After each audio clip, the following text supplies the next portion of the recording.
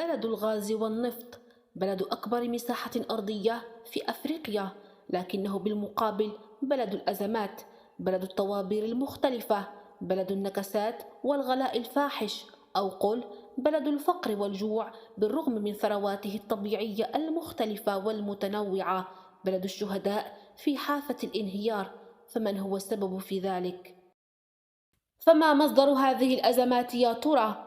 كل هذه الأسئلة وغيرها لا يمكننا الإجابة عنها إلا إذا طرحنا هذا السؤال الذي يبدو لنا غريبا، لكنه بالمقابل لا بد الإجابة عنه، وذلك حتى نقرب الناس من السبب الحقيقي الذي سيؤدي لا محالة إلى هذا الانهيار الحقيقي بدون لف ولا دوران.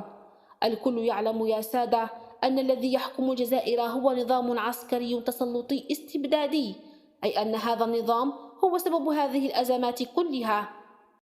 فما هو الاستبداد؟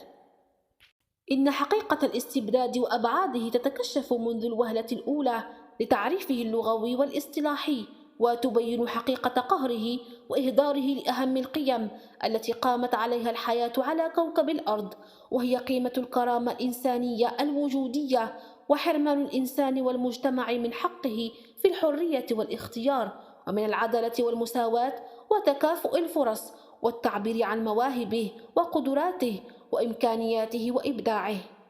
وهذا ما ينطبق تماما على الجزائر، حيث هناك نظام عسكري ديكتاتوري الذي أخذ السلطة منذ الاستقلال، أي منذ 1962، إذ استولت هذه الشرذمية على السلطة وفرضت نفسها على باقي أطراف المجتمع. هذا النظام الهستيري الذي أخذ ورقة الغاز كورقة رابحة لديه يستغلها دون غيره.